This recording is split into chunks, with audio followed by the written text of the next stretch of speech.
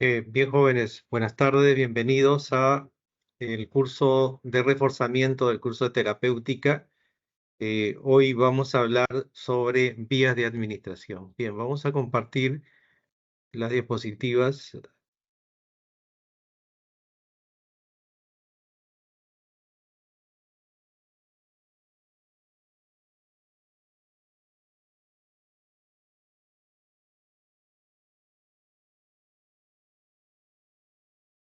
Bien, me confirman por favor si visualizan las diapositivas en su pantalla. Sí, doctor, se visualiza. Ok, muy bien, entonces empezamos. Bien, el tema programado para hoy día es vías de administración. Es un tema de los temas de práctica que obviamente entran a la evaluación de esta semana que viene. Bien, entonces continuemos. Bien, eh, hablar de vía de administración es importante.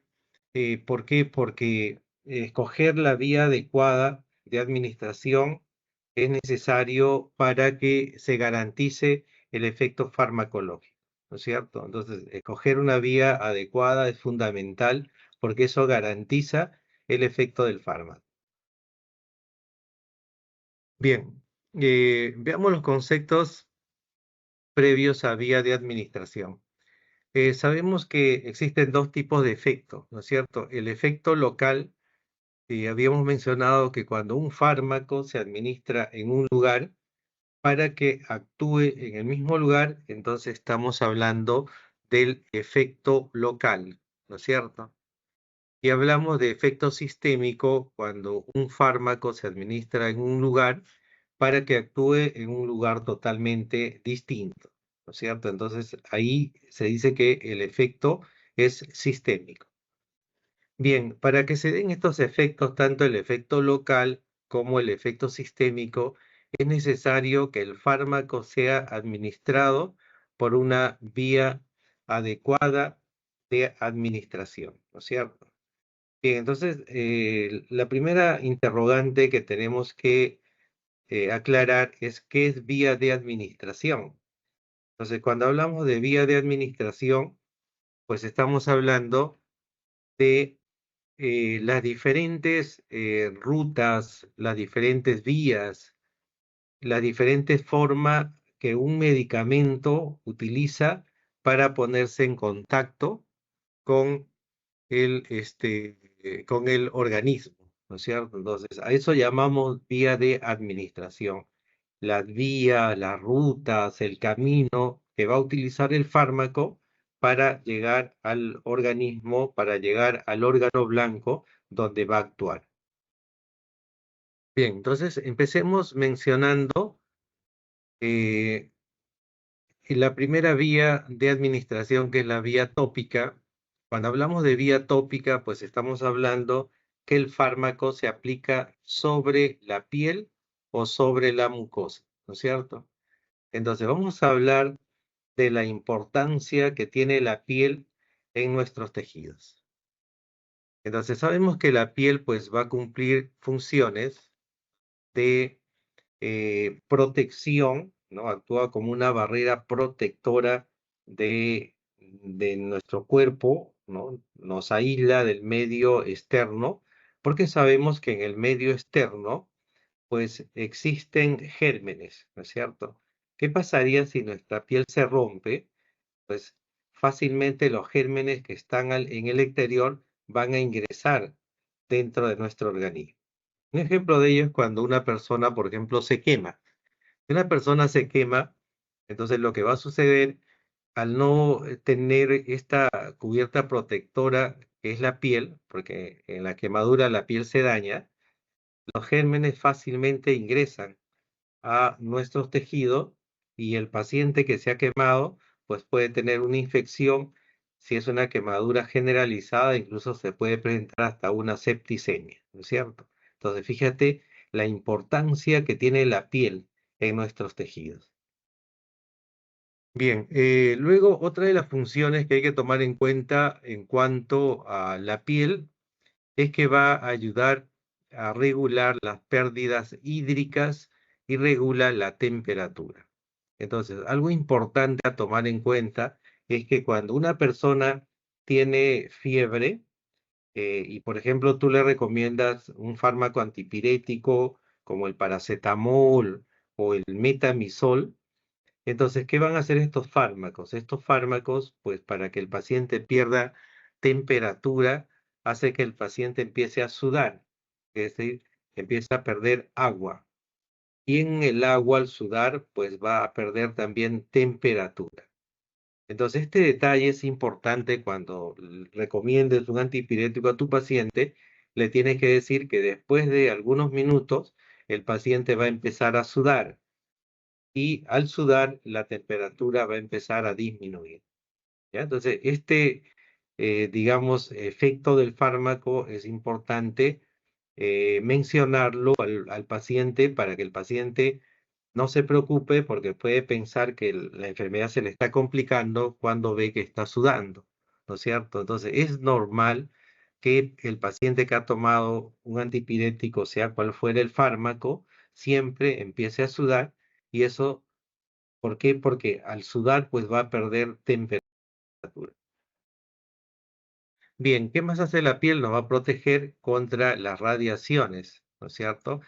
Las radiaciones pueden dañar la piel. Prueba de ello es cuando vas a la playa, no te pones bloqueador, entonces la piel se pone roja, se inflama, ¿no es cierto? Y hasta puede aparecer herida por las radiaciones solares. Entonces la piel tiene la función de protegernos contra las radiaciones ultravioleta o las radiaciones solares. Bien, a ver, continuemos acá. Bien, esta gráfica que ustedes ven acá es la gráfica de cómo está estructurado la piel. Y observen estas estructuras de color anaranjado, vienen a ser proteínas. Y observen, como lo habíamos mencionado también en la teoría, las proteínas son estructuras transmembranales. ¿Por qué transmembranales? Porque atraviesan nuestra membrana celular. Acá lo vemos cómo está atravesando nuestra membrana celular. ¿No es cierto? Y por esa razón se dice que las proteínas actúan como receptores, ¿no? Son transmembranales las proteínas. Bien, entonces tenemos en nuestros tejidos proteínas y sobre todo observen esta gráfica acá de color celeste como unos filamentos, como unos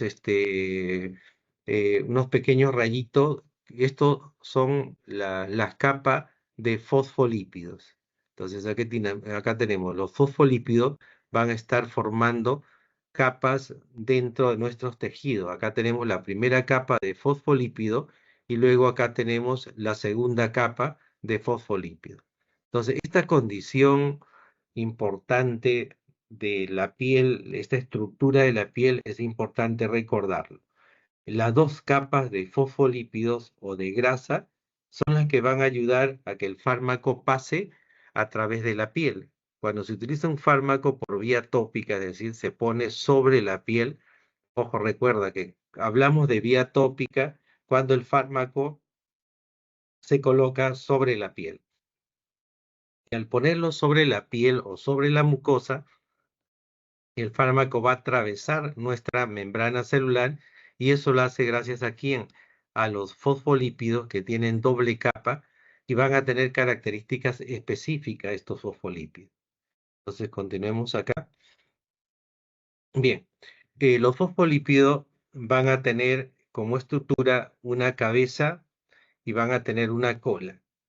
Bien, entonces, a ver, un momentito, vamos a cambiar las diapositivas para eh, poder ver si podemos escribir ahí, a ver, un ratito, vamos, para poderlas poner en PDF.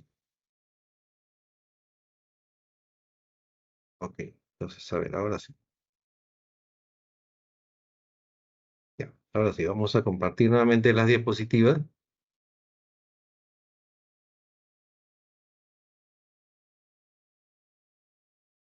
Muy bien, ¿me confirman si visualizan las diapositivas en sus pantallas, por favor? Sí, doctor, se visualiza. Ok, muy bien, entonces continuamos. Eh, bien, hablábamos acá, ¿no es cierto? De cómo estos fosfolípidos que tienen esta forma, observen acá, tienen la forma de una esferita y una cola. Entonces, los fosfolípidos van a tener esta forma. Vamos a graficarlo acá. Entonces, siempre va a ser así, ¿no? Una esferita que viene a ser la cabeza y a manera de un látigo que viene a ser la cola. Entonces, cada vez que hablemos de fosfolípidos, recuerda esta gráfica, ¿no? Siempre los fosfolípidos van a tener esta característica, como lo vemos acá. ¿No? Vamos a cambiar de color para que lo puedan ver mejor. Entonces, observen acá, esto es un fosfolípido, ¿no? Su cabeza y su cola, unido a otro fosfolípido, ¿no? Entonces, la unión de estos fosfolípidos forman acá la primera capa de fosfolípido y luego acá vemos que hay otra capa de fosfolípido, vemos la cabeza del fosfolípido nuevamente acá y también su cola hacia adentro, ¿no es cierto? Entonces esto viene a ser la segunda capa de fosfolípido. Entonces, ¿por qué es importante recordar que los fosfolípidos tienen una cabeza, a ver, y también van a tener una cola? Entonces acá tenemos que el fosfolípido tiene una cabeza y tiene una cola. La cabeza representa la parte de la esfera y acá tenemos la cola que es la que va a representar como si fuera el látigo, ¿no es cierto? Entonces tenemos que saber que estas estructuras van a tener afinidad. Por ejemplo, la cabeza siempre va a tener afinidad por el agua. Entonces acá ponemos el agua. Siempre cualquier medicamento acuoso se va a fijar a la cabeza, porque la cabeza va a tener esa afinidad por el agua. Y la cola va a tener afinidad por los lípidos o por las grasas. Vamos a poner acá lípidos. ¿Ya? Entonces siempre la cola se va a unir a los lípidos. Entonces acá tenemos los lípidos. Entonces fíjate, esa doble característica de los fosfolípidos, de fijarse a toda sustancia o todo medicamento acuoso, se va a fijar a la cabeza y todo medicamento que sea grasoso o aceitoso o lípido se va a fijar a la cola. Y eso es lo que permite que todo fármaco pase a través de esta capa de fosfolípidos. Bien, entonces vamos a borrar acá para seguir explicando.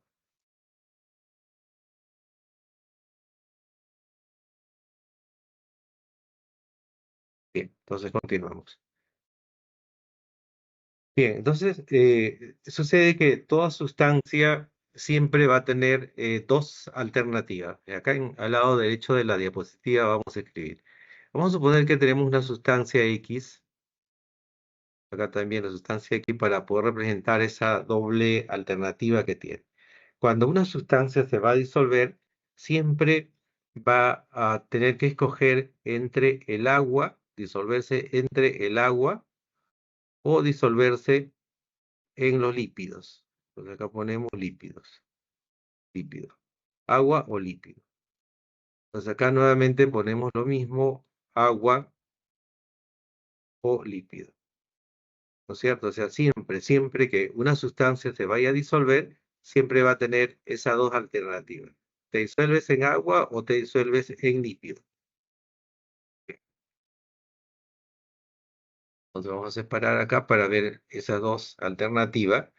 Entonces puede suceder que si la sustancia escoge el agua, entonces, si por defecto escoge el agua, ¿qué está haciendo? También está rechazando a los lípidos, ¿no es cierto?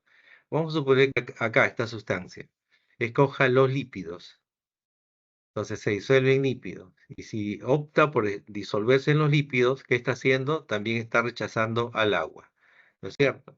Entonces, recuerden que cuando una sustancia escoge algo o tiene afinidad por algo, siempre se le va a escribir la terminación fílica, ¿ya? Terminación fílica, como acá, terminación fílica. Entonces acá, esta sustancia escogió el agua, por lo tanto, tendrá la característica de ser agua viene de hidro, ¿no es cierto? Entonces ponemos acá hidro. Hidro significa agua y afinidad le ponemos la palabra fílica. Siempre cuando escoge algo o tiene afinidad por algo, va la palabra fílica. Entonces, podemos decir que esta sustancia que escogió el agua, acá tenemos X que escoge el agua, sería una sustancia hidrofílica, ¿no es cierto? En el ejemplo de acá abajo, esta sustancia escogió los lípidos, por lo tanto sería lipo, que viene de la grasa, ¿no es cierto? Lipo, y como tiene afinidad por la grasa, sería la terminación fílica, ¿no es cierto? Entonces tenemos que esta sustancia al escoger los lípidos sería lipofílica. ¿Ya? Entonces, siempre nosotros podemos nombrar en base a lo que escoge la sustancia. Acá escogió agua, por lo tanto es hidrofílica. Acá escogió aceite o lípido, por lo tanto será lipofílica. Bien, la otra forma de dar nombre a esta sustancia es en base a lo que rechaza. Vamos a hacerlo de color verde. Por ejemplo, acá. Si rechazó los lípidos porque escogió el agua, ¿cómo le llamaríamos? Le llamaríamos,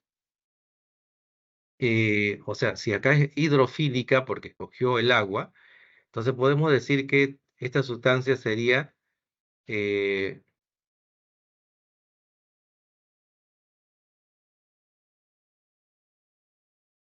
hidrofóbica, ¿no es cierto? ¿Por qué hidrofóbica?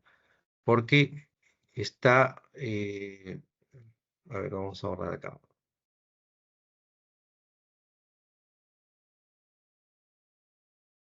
Bien, volvemos.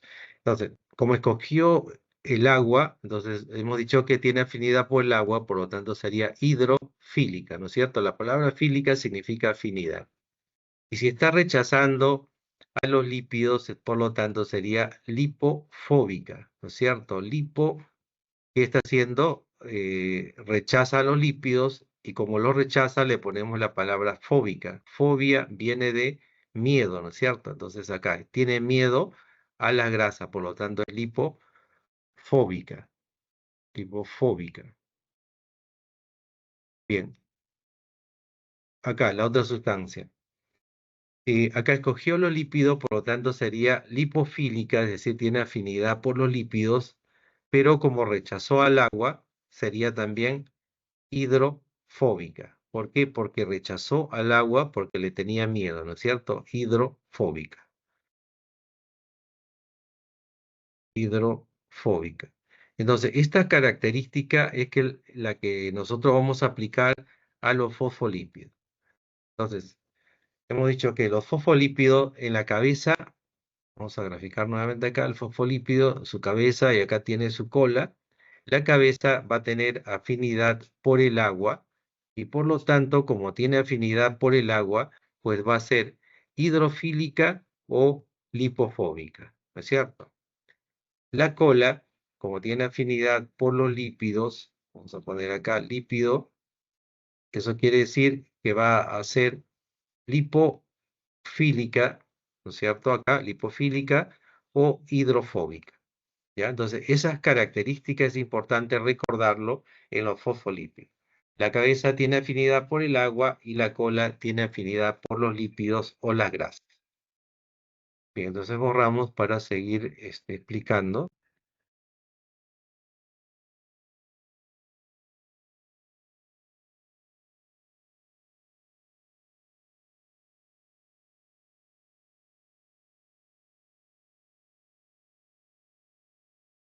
Bien, cuando hablamos de porcentaje de participación de estos componentes, entonces es necesario saber que las proteínas, acá tenemos la proteína, ¿cierto? Las proteínas van a ocupar una cantidad, un porcentaje de 52%. Entonces, lo que quiere decir que las proteínas son los componentes más numerosos de nuestra membrana. Vamos a cambiar de color acá. Y luego mencionamos que estas estructuras que son los fosfolípidos van a tener una composición de 40%. Entonces ya tenemos que la proteína, 52%, esto es una proteína, los fosfolípidos se encuentran en un porcentaje de 40%, y luego los carbohidratos o los hidratos de carbono van a integrar el 8%. Entonces, si sumamos 52 más 40 más 8%, vemos que suman el 100%. Entonces, ¿cómo se pregunta en los exámenes? Por ejemplo, en el examen te pueden decir, de todos los componentes de la membrana celular, ¿cuál es el más numeroso? ¿Cuál sería? Las proteínas.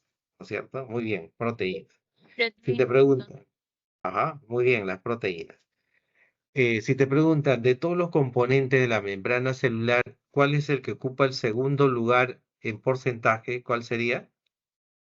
Los Los lípidos. lípidos. Los fosfolípidos, ¿no es cierto? Y de todos los componentes de la membrana celular, el que ocupa el último lugar en porcentaje, ¿cuál sería? Hidratos de carbono. Los carbohidratos. Carbohidratos o los hidratos de carbono, ¿no es cierto? Ocupan el 8%. Entonces, estos porcentajes hay que tenerlo en mente porque eso te pueden preguntar. Entonces, vamos a borrar acá para luego continuar. Seguimos. Bien, esa característica de los fosfolípidos, ¿no es cierto? Acá tenemos al fosfolípido, y acá tenemos otro fosfolípido en la doble capa de fosfolípido. Esa característica es la que ayuda a los medicamentos para que puedan pasar sin ningún problema a través de la piel, ¿no? Porque los fosfolípidos pueden unirse tanto a los medicamentos acuosos como los medicamentos que son oleosos. Bien, entonces volvemos para continuar. Bien, dentro de los factores a tomar en cuenta de la piel, es resaltante la piel de acuerdo a la edad, especialmente la piel de quién, de los niños o de los recién nacidos.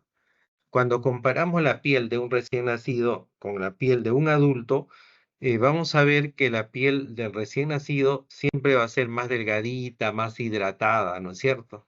Mientras que la del adulto va a ser más gruesa y va a tener menos hidratación. Entonces, esa característica de la piel de los niños es lo que permite que los medicamentos pasen fácilmente a través de la piel. Entonces, en los niños es importante tomar en cuenta esta vía de administración. Vamos a suponer, un niño tiene escaldadura y tú dices, uy, ¿cómo controlo la escaldadura? ¿Con medicamentos por vía oral o con medicamentos por vía tópica? Entonces, la alternativa sería utilizar medicamentos por vía tópica. ¿Por qué? Porque al ser delgada la piel, pues eso facilita que el fármaco pase rápidamente. Incluso la rapidez de absorción de la piel de los niños tiene una similitud a la vía intravenosa. Entonces, fíjate, eso nos da una idea que la absorción por vía tópica en los niños es rápida y hay una alternativa para poderlo manejar, ¿no? Por la estructura de la piel de los niños que facilita la absorción de los fármacos. Y entonces vamos a borrar acá para luego continuar. Bien, esta es la estructura de la piel. La capa más externa, como ustedes saben, se llama epidermis. La capa central se llama dermis y la capa más interna o la más profunda se llama hipodermis, ¿no es cierto? Bien, entonces pasemos ahora a otra vía de administración que viene a ser la vía subcutánea. Cuando hablamos de la vía subcutánea y la comparamos, vamos a compararla la vía subcutánea con la vía intramuscular. ¿Cuál sería más rápida? Pues obviamente sería la vía intramuscular, ¿no es cierto? ¿Por qué? Porque la vía intramuscular va a tener mayor cantidad de venas, es decir, va a ser más vascularizada, mientras que la vía subcutánea tiene menos cantidad de venas. Por lo tanto, se dice que es más rápida la vía intramuscular en comparación a la vía subcutánea. ¿Y quién es lo que define esa rapidez? La cantidad de vasos sanguíneos que tiene la vía intramuscular.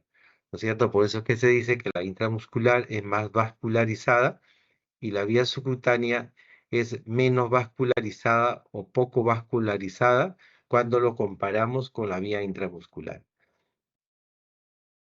Bien. Luego, otra característica que hay que observar en la vía subcutánea es que los fármacos se pueden aplicar, ¿no? Obviamente, si es subcutánea, se aplican debajo de la piel y generalmente acá se utiliza para producir un efecto local, ¿no? En el caso de los anestésicos. Cuando se va a hacer una sutura, la lidocaína, que es el fármaco que más se maneja para la sutura, se administra ¿por qué vía? Por vía subcutánea, ¿no es cierto? Eh, una forma de acelerar la absorción de los fármacos que se administran por vía subcutánea es haciendo un ligero masaje en la zona de administración, ¿no es cierto? Los masajes pues van a ayudar a aumentar la absorción del fármaco que se administra por vía subcutánea. Bien, ¿qué más? Hay otra estrategia que utilizan algunos laboratorios. Por ejemplo, cuando el fármaco se va a administrar por esta vía subcutánea, ¿qué hacen? Lo asocian con un vasoconstrictor, como el caso de la adrenalina, ¿no es cierto? Ojo. ¿Alguien recuerda qué otro nombre se le da a la adrenalina? Epinefrina. Ajá, muy bien. ¿Tu apellido cuál es? Mantilla Sarabia Daniel, doctor. Muy bien, Mantilla. Mantilla Sarabia Daniel. Ok. Bien, la adrenalina o epinefrina es un fármaco vasoconstrictor. Y ustedes lo van a encontrar siempre unido a la lidocaína, ¿no? Tal es así que, por ejemplo, tienen acá a la lidocaína, ¿no? Que es el anestésico local, lidocaína, y lo vas a encontrar asociado, además, la adrenalina, vamos a poner solo la, representa la adrenalina o epinefrina. ¿Y qué acción va a tener la adrenalina? Vamos a ver, acá vamos a dibujar, esto sería el vaso sanguíneo. Cuando tú aplicas solo lidocaína, la lidocaína va a llegar a este lugar y se va a mantener en ese lugar por un periodo corto. Pero ¿qué sucede cuando tú aplicas lidocaína y adrenalina? ¿Qué es lo que va a hacer la adrenalina? Pues la adrenalina va a producir vasoconstricción, ¿no? O sea, el vaso sanguíneo se va a contraer. Aquí es donde va a actuar la adrenalina, produciendo esa contracción de tal forma que la lidocaína se va a mantener en ese lugar y la acción anestésica local se va a prolongar. Entonces, fíjate, la importancia de la adrenalina para ampliar o prolongar el efecto farmacológico, en este caso de quién, de la lidocaína, que es el anestésico local. Entonces, por eso es que ustedes lo van a encontrar asociado o unido a la lidocaína, por su acción vasoconstrictora. Entonces, recuerda bien, ¿qué acción tiene la adrenalina o epinefrina? Tiene acción vasoconstrictora. Ojo, no es anestésico local, solo acompaña a los anestésicos local. ¿Para qué? Para producir esa acción vasoconstrictora y hacer que el anestésico, en este caso la lidocaína, prolongue su duración. ¿Por qué? Porque las mantiene más tiempo en este lugar. Entonces vamos a borrar acá.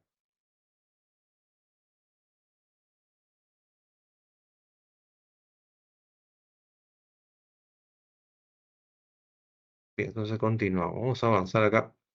Bien, entonces, ¿qué es lo que tienes que saber? Por ejemplo, cuando vas a trabajar en el laboratorio, tienes que saber que la vía subcutánea en un ratón, por ejemplo, te dicen, a ver, hay que aplicar este fármaco por vía subcutánea. ¿Dónde ubicas la vía subcutánea? Tienes que recordar que debajo de las orejitas, es decir, debajo de la nuca, hay pliegues en el ratón o en la rata, ¿no? Entonces, con los dedos de la mano, como lo hace acá en la gráfica, se agarra este pliegue de tejidos, se levanta Y en este pliegue de tejido se aplica el medicamento cuando lo quieres administrar por vía subcutánea. Entonces, cuando te pregunten dónde se encuentra la vía subcutánea en el ratón, debajo de la nuca, en el pliegue, levantamos el pliegue, acá, es decir, levantamos la piel del ratón y aquí aplicamos el medicamento. ¿Ya? Entonces, esa es la vía subcutánea en el ratón. Ojo, recuerda porque hay muchos fármacos que se administran por esta vía. Bien, veamos ahora la vía intramuscular. Bien, la vía intramuscular se va a caracterizar eh, porque es una vía que acepta cualquier tipo de fármaco. Ojo, por ejemplo, a veces cuando vas a recetar un medicamento por vía parenteral y la licenciada te dice, doctor, ¿y por qué vía lo administramos? Entonces recuerda, la vía intramuscular es una vía que acepta cualquier tipo de fármaco, ya sea el fármaco acuoso o el fármaco oleoso, ¿no? Porque los fármacos tienen características, ¿no? Recuerda que decíamos, se absorben o se disuelven en el agua o se disuelven en los lípidos o grasa. Entonces, no importa la característica del fármaco cuando se administran por vía intramuscular. Cualquier fármaco se absorbe por vía intramuscular. Mientras que si lo comparamos con la vía intravenoso, ojo, en la vía intravenoso tienes que tener mucho cuidado. ¿Por qué? Porque solo por vía intravenoso tienen que administrarse fármacos que sean acuosos, es decir, que se disuelvan en el agua. ¿Qué sucede si administras un fármaco oleoso por esta vía intravenoso? Pues va a obstruir los vasos sanguíneos y se va a producir una embolia que genera paro respiratorio o paro cardiovascular. Entonces, solo por la vía intravenoso va a tolerar los fármacos acuosos. Ojo, siempre por vía intravenoso solo debes de administrar los fármacos que tengan la característica de ser acuosos. Mientras que por la vía intramuscular puedes administrar tanto fármacos acuosos como fármacos oleosos o que sean lípidos. Entonces, por eso es que se dice, ¿no? Cuando no conoces la característica del fármaco, pues opta o escoge la vía intramuscular, porque esta vía tolera cualquier característica del fármaco. Bien, pero la vía intramuscular tiene un límite, ojo. ¿Cuál es? Por ejemplo, cuando el fármaco se administra en el músculo deltoide, lo máximo que puede tolerar es 2 mililitros. Y cuando lo administras en la zona glútea, es decir, en la nalga, lo máximo que tolera esta vía es hasta 5 mililitros. Ojo. Entonces, la vía intramuscular tiene un talón de Aquiles. ¿Cuál es? Que no se puede administrar muchos líquidos. Máximo 5 mililitros. Entonces, viene la pregunta.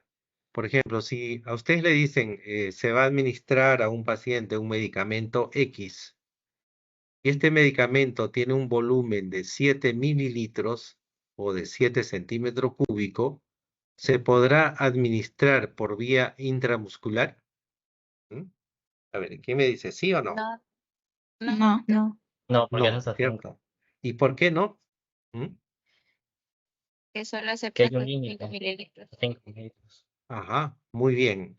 Porque solo la vía intramuscular tolera como máximo 5 mililitros, ¿no es cierto? Y en este caso vas a administrar 7 mililitros.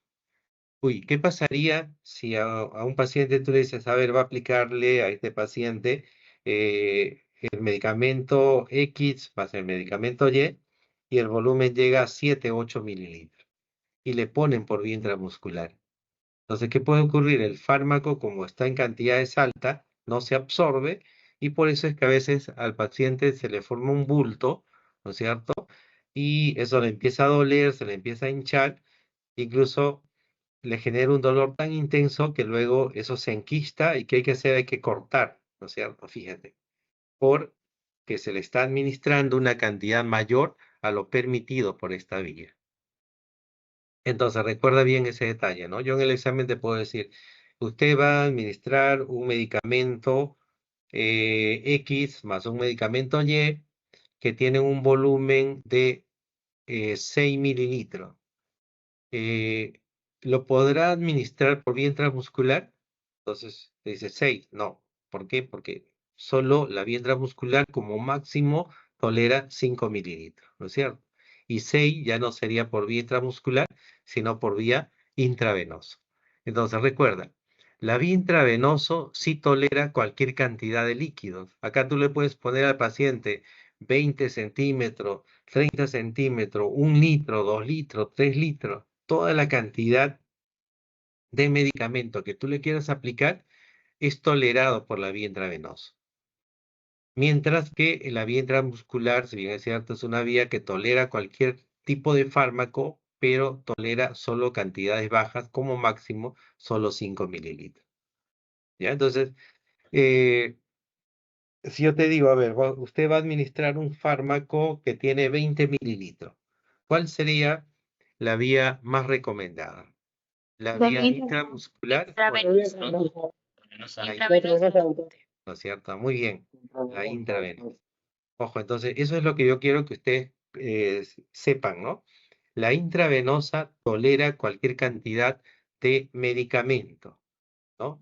Entonces, cuando sean volúmenes altos, entonces la vía más adecuada es la vía intravenosa. Bien, entonces vamos a borrar acá. Entonces, esta información es importante, ¿no? No lo dejes de estudiar, porque esto te pueden preguntar.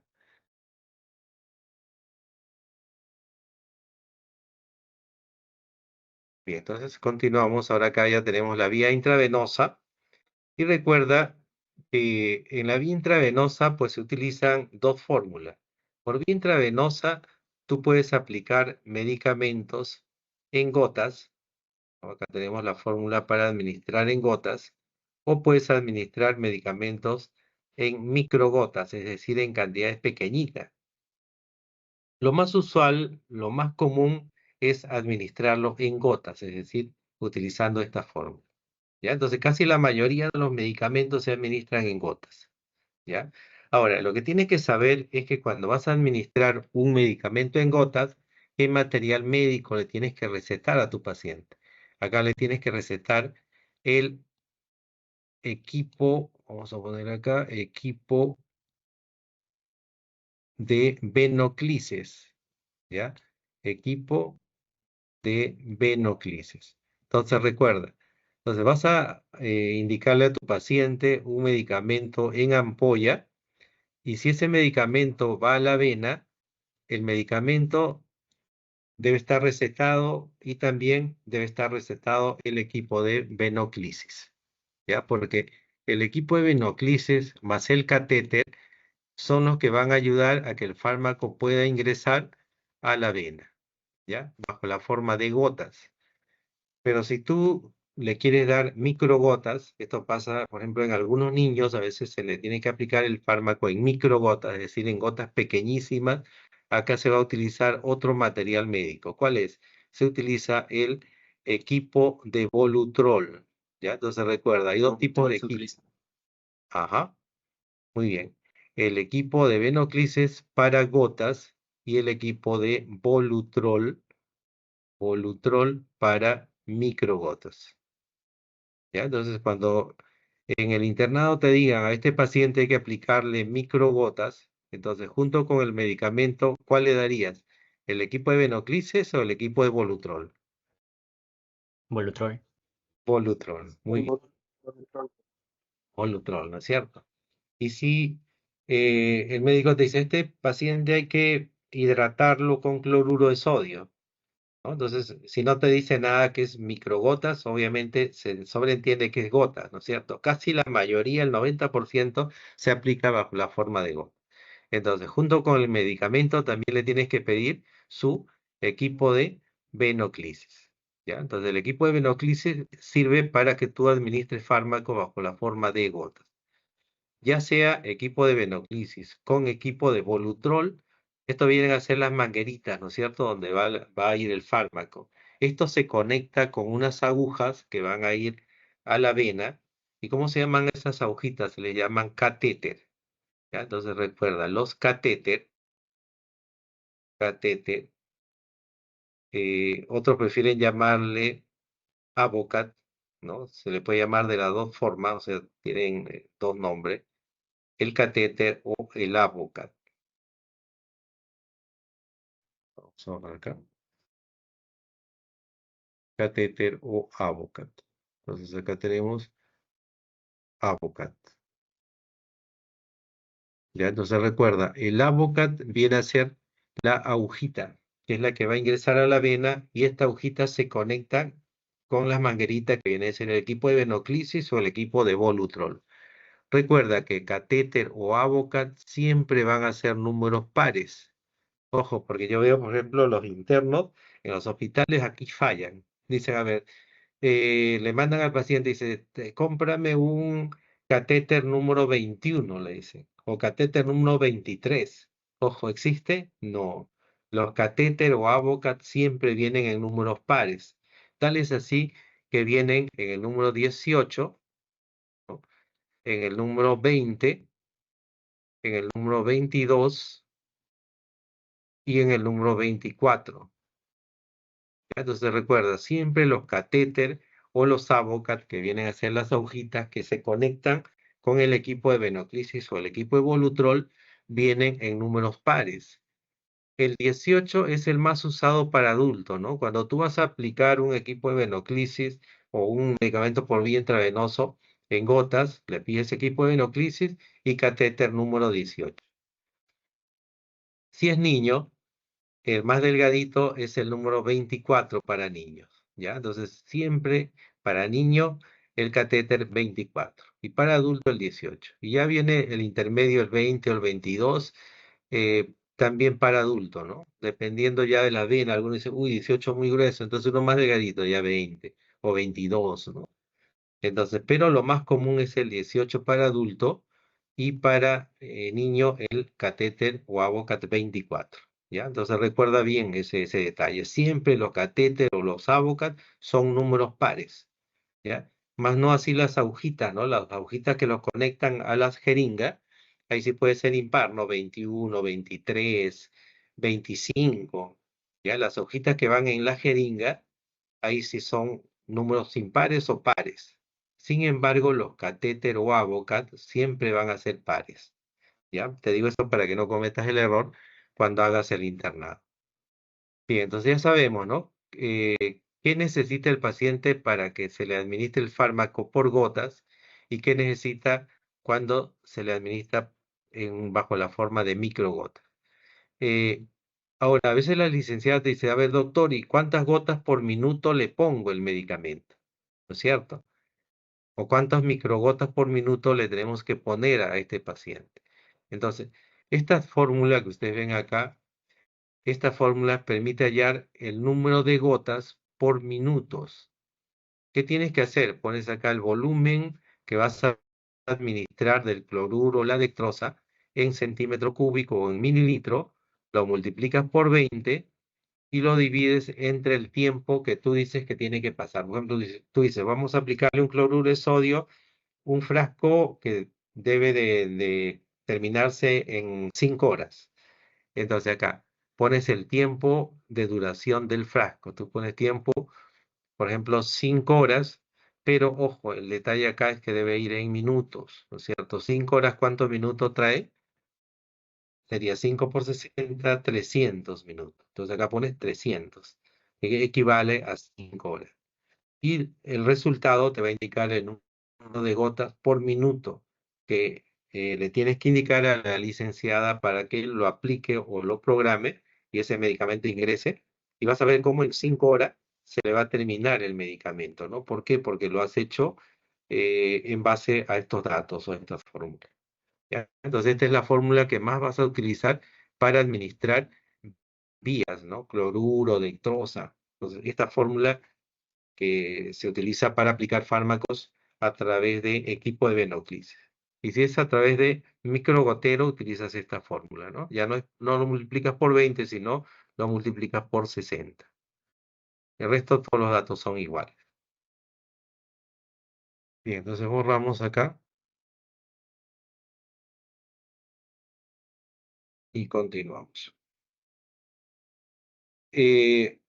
Otro dato importante a recordar es que, por ejemplo, si el medicamento que le estás administrando va a durar un tiempo menor de 6 horas, es decir, el paciente llegó a la emergencia, lo vas a ver solo por 1 o 2 horas y luego le das de alta, es aconsejado que se administre en el dorso de la mano, acá en esta zona, ¿no es cierto? Pero si tú dices, uy, el paciente tiene que estar en observación y después lo vamos a pasar a hospitalizar, es mejor que el fármaco se administre acá, en el antebrazo. ¿Ya? Entonces, cuando el tratamiento va a durar más tiempo, es mejor utilizar la zona del antebrazo, o si no dura mucho tiempo, 2 o 3 horas, la zona del dorso de la mano. ¿Ya? Porque eso te puede preguntar la licenciada. Te dice, doctor, ¿y dónde le pongo? ¿En el dorso de la mano, acá? ¿O le pongo acá en el antebrazo? Si el tratamiento va a ser pues de 1, 2, 3 días, entonces mejor el antebrazo. Bien. Ya hemos visto la vía eh, intravenosa y la intramuscular, ¿no es cierto? Fíjate, cuando tienes un ratón, los ratones tienen una vena delgadita, ¿no es cierto? Es como si fuera un hilito de coser. Y cuando tú vas a aplicar un fármaco, la agujita que hace perfora la vena y se rompe. Entonces es prácticamente imposible utilizar la vía intravenoso en un ratón o en cualquier animalito de experimentación, ¿no? En una rana, encontrarle la vena es delgadito y fácilmente tú puedes romper la vena. Entonces, en un laboratorio, para ver la rapidez de la vía intravenoso, ¿qué vía se va a utilizar? La vía intraperitoneal. Ojo, esta vía se utiliza solo en los laboratorios, ¿ya? En seres humanos no se maneja esta vía, la vía intraperitoneal. ¿Por qué se maneja en el laboratorio? Porque esta vía intraperitoneal, que nosotros la abreviamos como IP, va a tener una similitud en un laboratorio a la vía intravenosa. ¿Ya? Entonces, la rapidez de la vía intraperitoneal es equivalente a la vía intravenosa.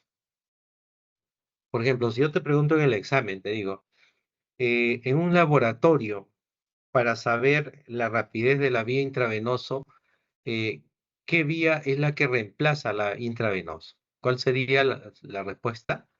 La vía intraperitoneal. Intraperitoneal. Antiperitoneal. Muy bien. Pero esta vía intraperitoneal tiene, digamos, la rapidez de la vía intravenosa, pero tiene un defecto. ¿Cuál es? Ojo, no evita el efecto del primer paso hepático. ¿Qué quiere decir? Que todo fármaco que se administra por vía intraperitoneal va a llegar al hígado. O sea, se desplaza a la vena porta, llega al hígado y en el hígado se pierde parte del fármaco. ¿Ya? Entonces, eh, llega al hígado y se pierde, lo que esto no ocurre cuando utilizamos la vía intravenosa, ¿no es cierto? Todos los fármacos que se administran por vía intravenosa no van al hígado, ¿no? Ese es el único defecto que tiene la vía intraperitoneal. Tiene la rapidez de la vía intravenosa, pero no evita el efecto del primer paso hepático. En seres humanos no se utiliza, recuerda bien, no se utiliza esta vía intraperitoneal porque puede crear adherencias, provocar infecciones, ¿no es cierto? Entonces, por eso es que en seres humanos nunca recetes por vía intraperitoneal. Solo se utiliza en animalitos de experimentación. Y y es una vía que se maneja bastante. En todas las prácticas vas a administrar fármacos por esta vía, por la vía intraperitoneal. Entonces es importante que tú sepas dónde vas a encontrar la vía intraperitoneal. A ver, vamos a ampliar un poquito más para que lo puedan visualizar mejor. Eh, bien. ¿Dónde encontramos la vía intraperitoneal? Ojo acá, en el abdomen, en la barriguita del ratón. ¿Y qué es lo que tenemos que hacer? Lo que vamos a hacer es dividir en 4 cuadrantes el abdomen, ¿no? Vamos a ver acá, imaginariamente en el ratón, entonces así los 4 cuadrantes, ¿no? 4 cuadrantes. Y vemos que hay 4, ¿no? Cuadrantes. Esto vendría a ser el lado derecho del ratón y esto vendría a ser el lado izquierdo, ¿no es cierto? Pongamos acá. Esto es el lado izquierdo del ratón y esto vendría a ser el lado derecho del ratón. Entonces, existe cuadrante superior derecho, inferior derecho, ¿no es cierto? Superior izquierdo, inferior izquierdo. ¿Dónde está la vía intraperitoneal? En este cuadrante de acá. Ojo, en el cuadrante inferior izquierdo. Recuerda bien eso. Siempre que tengas que poner un fármaco por vía intraperitoneal, ¿dónde lo vas a encontrar? En el cuadrante inferior izquierdo, acá en este cuadrante. Ojo, y la aguja de la jeringuita, vamos a suponer que esto sea el abdomen del ratón, nunca debe ir así, de arriba hacia abajo. Porque si aplicas esta vía de arriba hacia abajo, es la vía intramuscular. ¿Y qué puede ocurrir? Si lo aplicas de arriba hacia abajo, acá cortas o tocas los intestinos y sacas la jeringuita y el ratón se muere. ¿Por qué? Porque si le rompes el intestino, imagínate, el intestino tiene gérmenes, inmediatamente salen los gérmenes, se produce una septicemia y el ratón muere. Entonces, cuando aplicas la aguja de arriba hacia abajo, es bastante probable que tu ratón muera.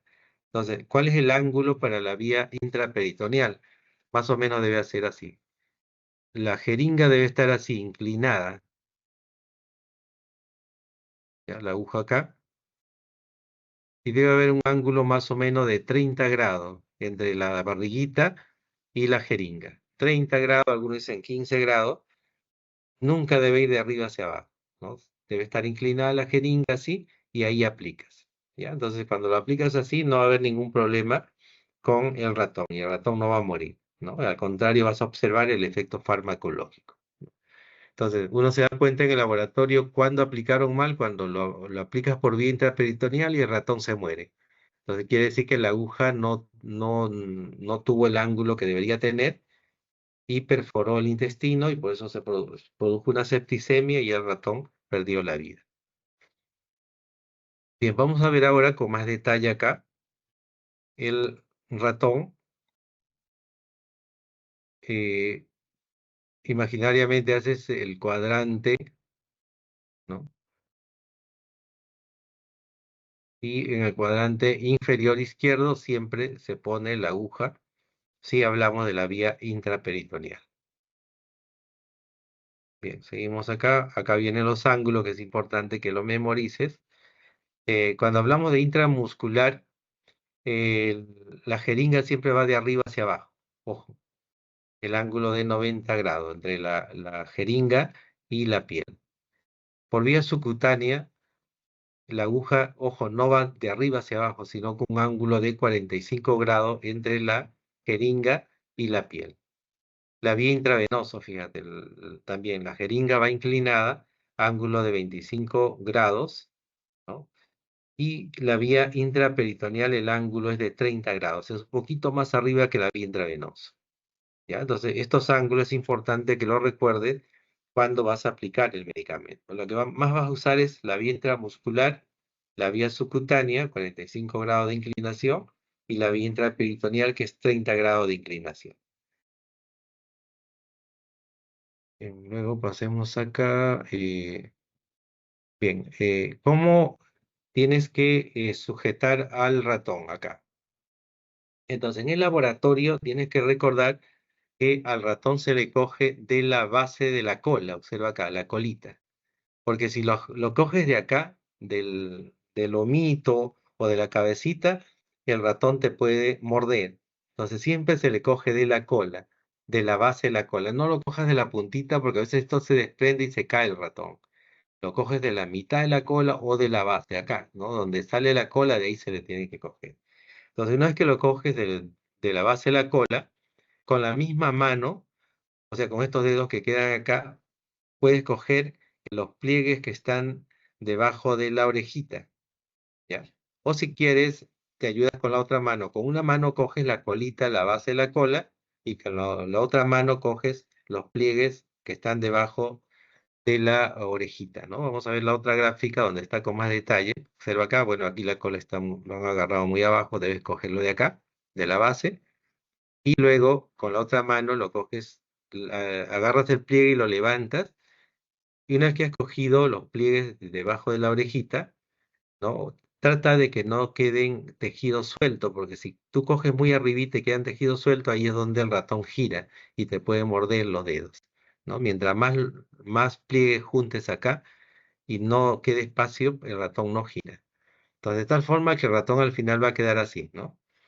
Aquí lo cogiste arriba y luego la cola lo puedes coger con los dedos de abajo, de tal forma, ojo, la cola siempre debe estar estirada acá, ¿no? No dejarlo suelto, porque si lo dejas suelto, el ratón tiene espacio para poder girarse. El ratón es como un trapecista, se dobla y fácilmente puede girar y te puede morder. Entonces, tienes que sujetar los pliegues a la altura de la nuca con los dedos de arriba y con los dedos de abajo sujetas la cola. O si has usado las dos manos, la cola lo sujetas con la otra mano, pero lo pegas acá para que el ratón no tenga oportunidad de girar. Otra forma de agarrar al ratón, bueno, acá vemos, ¿no? Los dedos de arriba sujetan los pliegues y la colita acá, ¿no? La cola está entre estos dos dedos, ¿no? Por eso es que vemos acá y aquí sale la puntita, ¿no? Está doblado. ¿Y para qué? Para que el ratón no pueda girar. Otra forma de cogerlo es agarras al ratón y observa con 4 dedos, ¿no? Mira, estos 2 dedos tienen el objetivo de agarrar esta manito. Estos 2 dedos agarran la otra manito y estos 2 dedos actúan como si fuera un collar, ¿no? Agarras aquí el cuello del ratón y luego cierras, ¿no? Cierras los dedos de tal forma que el ratón queda así, ¿no? Ahí están los dedos de arriba sujetando el cuello del ratón.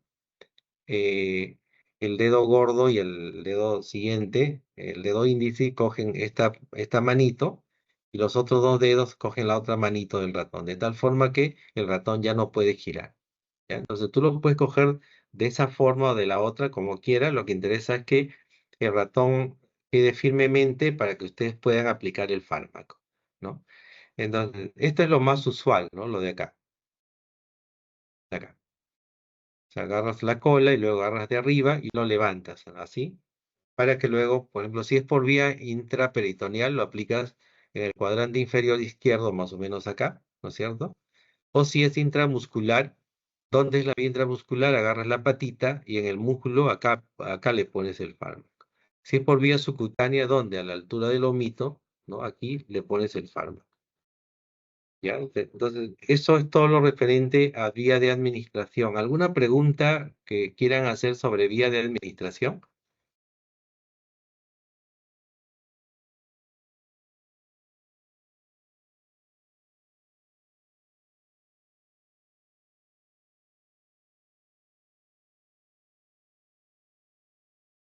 Bien, en la guía se pedía utilizar 2 fármacos.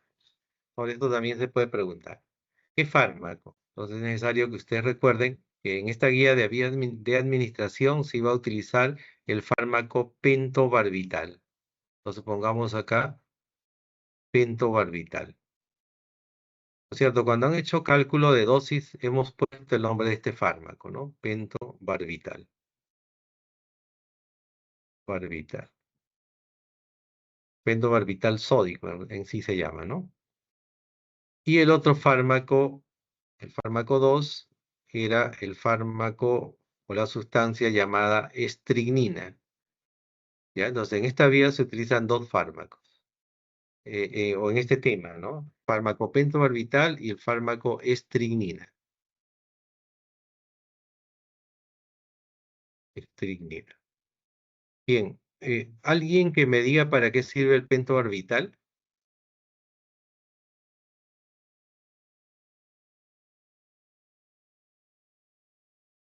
El pentobarbital es un fármaco depresor del sistema nervioso central. ¿Ya? ¿Qué significa depresor del sistema nervioso central? Por ejemplo, el ratón, antes que le pongas el pentobarbital, va a estar caminando, ¿no? Que se sube a la jaula, que se trepa, que se te escapa de la jaulita. Es un ratón hiperactivo. Una vez que tú le pones el pentobarbital, como es un fármaco depresor del sistema nervioso central, ¿qué es lo que va a ocurrir con tu ratón? Se va a dormir o va a perder la conciencia. ¿Por qué? Porque el pentobarbital es un anestésico. Entonces, a veces sucede que el ratón se queda tranquilito en un lugar y no se mueve. ¿Por qué? Porque le produjo depresión del sistema nervioso central. El ratón se tranquiliza o pierde la conciencia. ¿Qué es la estrinina? La estrinina es un fármaco estimulante del sistema nervioso central. ¿Qué quiere decir? Que estimula el sistema nervioso central, pero tiene una estimulación violenta.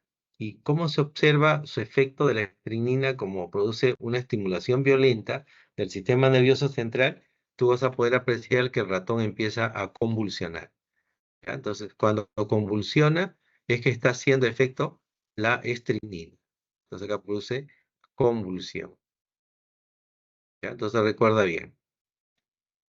El pentobarbital produce depresión del sistema nervioso central, hace que el ratón se duerme, hace que el ratón se tranquilice o hace que el ratón pierda la conciencia. Mientras que la estrinina estimula el sistema nervioso central y eso se aprecia cuando el ratón empieza a convulsionar, ¿ya? Entonces, la guía dice, primero aplica pentobarbital. O sea, este es el primer fármaco que tú tienes que aplicar a los dos ratones, te dan dos ratones, y luego a los dos ratones, después de algunos minutos, le aplicas estrinina. El pentobarbital tiene como objetivo proteger a tu ratón. ¿De qué? De las convulsiones que produce la estrinina. Entonces, en la práctica se dice, a ver, al ratón 1 le vas a aplicar el fármaco por vía intraperitoneal. Y al ratón 2 le vas a aplicar el fármaco por vía intramuscular. ¿Cómo yo sé que tuve resultados adecuados?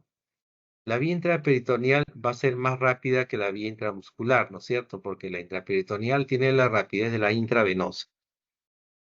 Entonces quiere decir que cuando tú le pones estrinina al ratón que le pusiste por vía intraperitoneal, el pentobarbital va a demorar en convulsionar.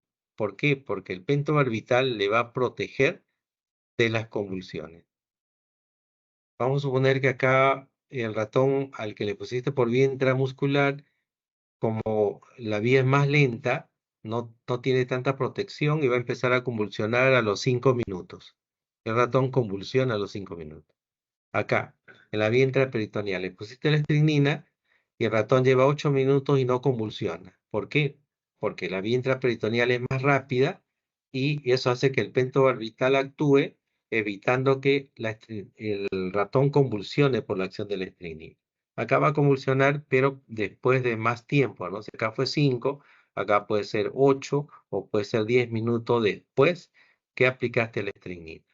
Y eso demuestra que la vía intraperitoneal es más rápida que la vía intramuscular, ¿ya? Entonces, eso era lo que se iba a hacer en la parte experimental. Acá, bueno, lo hemos mencionado para que tú sepas cuáles eran los fármacos que se iban a utilizar, cuáles eran las vías y cuál era el resultado que deberías de observar, ¿no? La intraperitoneal, el ratón al cual le aplicaste el fármaco por vía intraperitoneal va a demorar más en convulsionar que el ratón que le pusiste por vía intramuscular. ¿Por qué? Porque acá va a tener mayor protección. Bien, entonces, jóvenes, eso era todo lo de la práctica. Les dije que les iba a resumir, ¿no? Sabemos que también hoy es feriado, por eso hemos resumido. Eh, no sé si hay alguna pregunta o algo que desean consultar.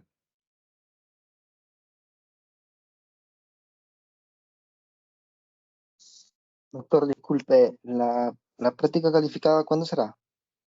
El día miércoles a la hora de teoría. Porque en la hora de teoría sí están todos, ¿no? Entonces, porque no podemos evaluar por grupos, tendría que ser a todos al mismo tiempo. Son 20 preguntas, son para marcar, todos son para leer y marcar, nada más. 5 alternativas, de las 5 se coge una. Doctor, ¿de cuántas preguntas van a...? Son 20 preguntas. Todos los exámenes prácticos que vamos a tomar